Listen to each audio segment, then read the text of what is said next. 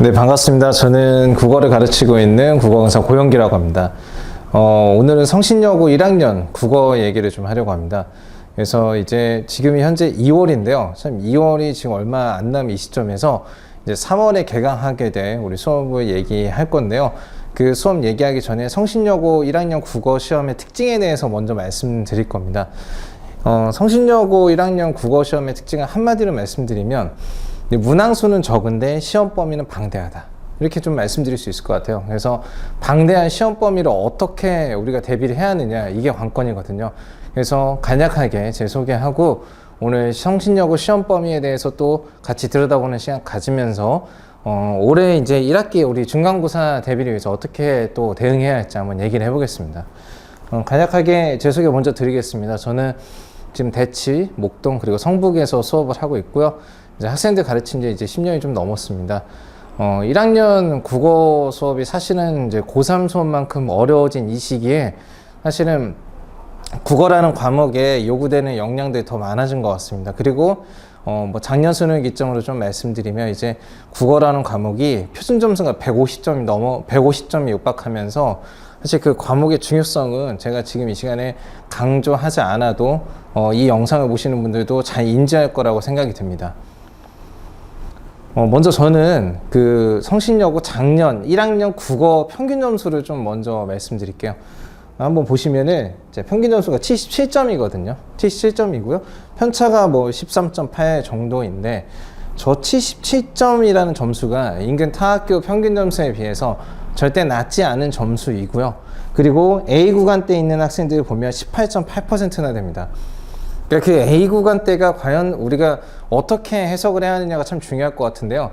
1등급, 2등급, 그리고 2등급 후반에서 3등급 초반까지를 A등급이라고 보시면 되는데 이 구간대에 지금 학생들이 18% 이상이면 상당히 많은 인원이 이 구간대에 있다고 보시면 되겠습니다. 다음에 이제 국어 평가 방식인데요. 성신여고 1학년 국어 시험은 일단 수행평가가 40%입니다. 수행평가는 이제 뭐 선운 수령도 있고 그 외 유형이라고 지금 학교에선 공식적으로 명시했었는데요. 수행평가 때문에 되게 부담스러운 그런 학교 있느냐? 그건 아니에요. 그리고 중간고사, 기말고사 합쳐서 각각 30, 30에서 60%로 보시면 되겠습니다. 성신여고 1학년 시험에 국어 시험의 특징을 좀 요약해서 말씀드리면 첫째는 성신여고는 문항수는 적지만 범위가 방대한 학교다.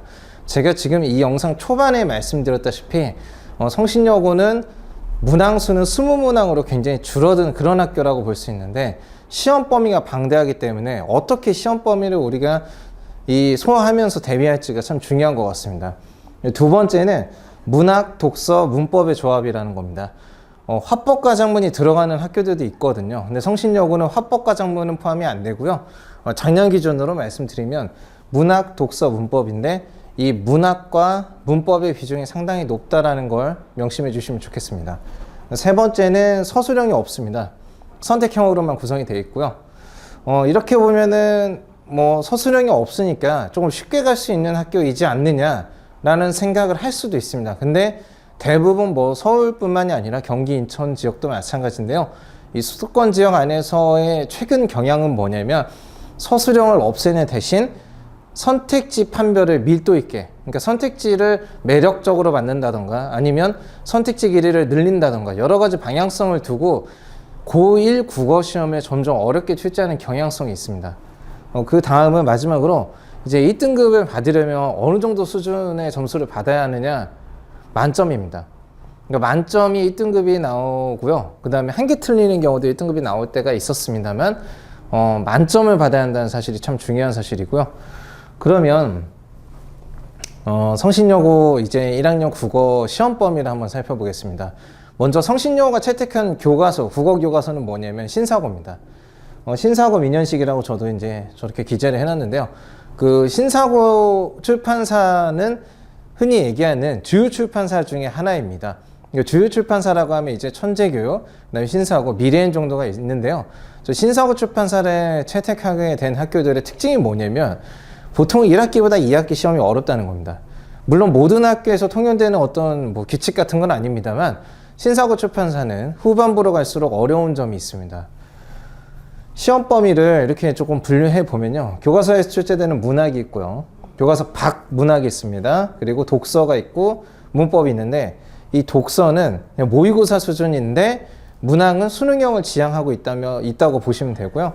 그리고 교과서 문학과 교과서 밖 문학이 혼합형으로 출제가 되는데, 그 혼합형의 문학 유형은 역시 수능형을 지향하고 있습니다.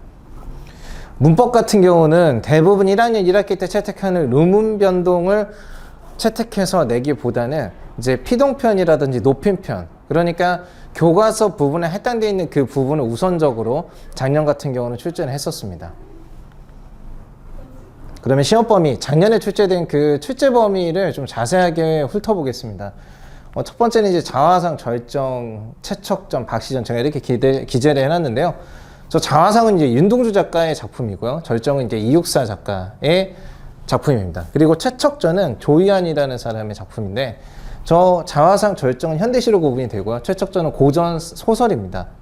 그리고 박시전 역시 고전 소설인데, 이 박시전은 사실 그 학습 활동에 추가적으로 나온 작품이라고 보시면 돼요. 첫 번째 줄에 나와 있는 그 문학에서의 어떤 난이도는 그리 어렵진 않았습니다. 두 번째는 이제 높임편, 시제, 피동, 인용 이렇게 출제가 됐었는데요. 이 부분은 교과서 2단원에 그 내용이 이제 요약되어 있는데, 그 내용 요약된 부분이 많이 어렵냐? 많이 어렵진 않습니다, 사실.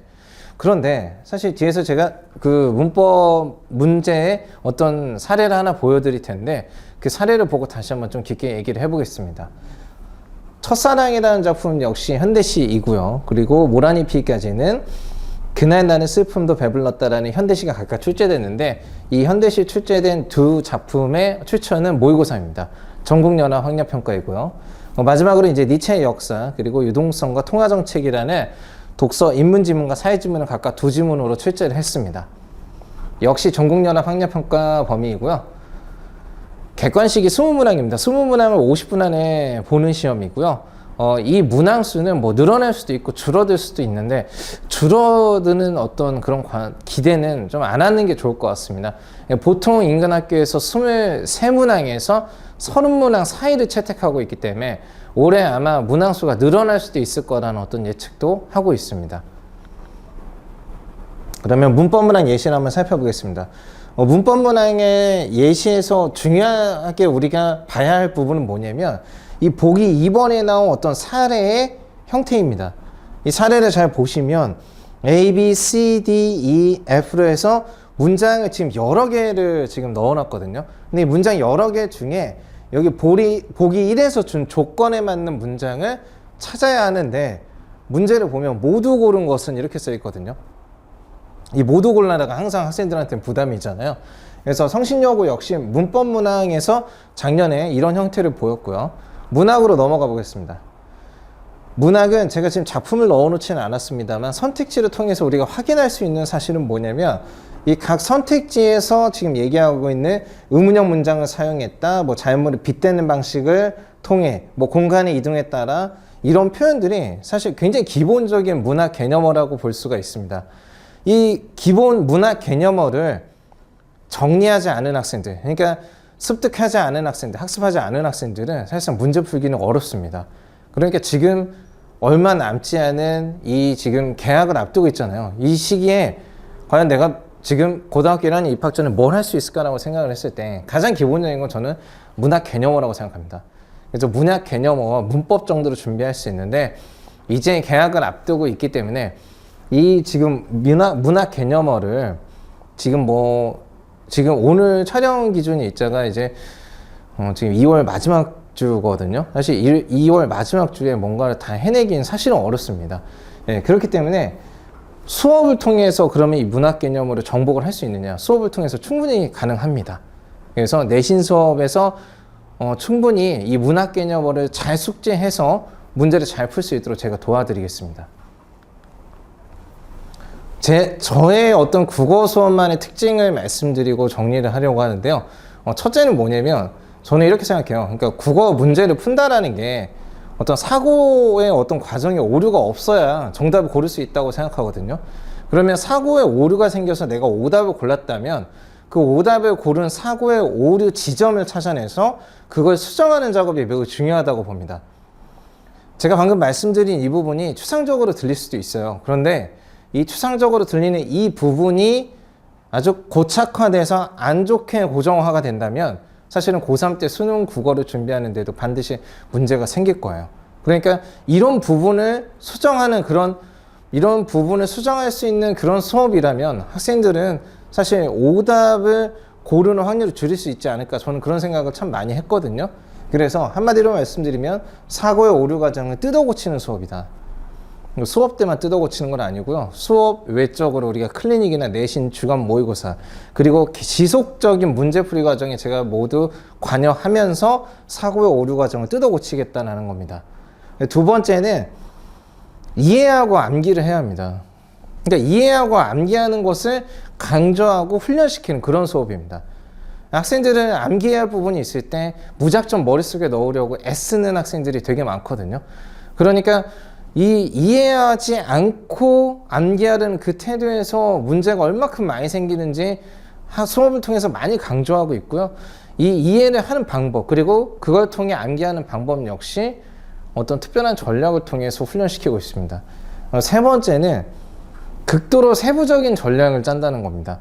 그러니까 문제를 풀이할 때는 어느 영역부터 먼저 눈을 둬야 하고 어느 부분부터 읽어야 하는지에 대해서 아주 자세히 그런 일련의 훈련 과정을 저는 학생들한테 많이 알려주는 편이거든요. 그런 수업이라고 보시면 되고요. 이제 마지막으로 정리하면 저희 이제 수업이 이제 개강일이 3월 2일입니다. 저희는 토요일에 수업입니다. 토요일 수업이고요. 토요일 수업 시간이 1시 반부터 5시 반까지입니다. 그래서 오후 1시 반부터 5시 반. 뭐 점심 먹고 난 이후 시간이긴 하죠. 졸릴 수도 있습니다. 그런데 이 국어라는 과목 특성상 뭐 긴 글을 하면 졸리고 짧은 글을 하면 안 졸리냐? 그게 아니고 사실 이해가 안 되면 졸려요, 기본적으로. 그래서 저 역시 학생들이 이해할 수 있는 그런 수업을 만들기 위해서 최선의 노력을 다할 예정입니다. 당연히 저희 클리닉이나 내신 주간 모의고사는 수업 외적인 어떤 추가적인 요일을 정해서 진행할 예정입니다. 수업 전후에 OX 시험 빈칸 넣기 실시할 거고요. 그리고 개인별 과제 수행 시간을 부여해서 그 이행을 반드시 확인하고 과제가 다 이행되지 않을 시에는 수업이 끝난 후 그리고 수업 전에 반드시 이행하도록 독려하고 강제할 것입니다. 세 번째는 내신 주간 모의고사 어휘 시험 매주 있을 거고요. 네 번째는 저희 직전 파이널 모의고사를 1회에서 2회 정도 실시할 예정입니다. 복습 영상 당연히 제공할 거고요. 네. 제가 오늘 준비한 부분은 여기까지고요. 성신여고 시험이 앞서 말씀드린 대로 범위가 일단 방대합니다. 이 방대한 범위를 혼자서 준비하기보다는 어떤 효율적인 그리고 효과적인 수업, 이 수업을 통해서 여러분이 많이 얻어갔으면 좋겠습니다. 네, 고맙습니다.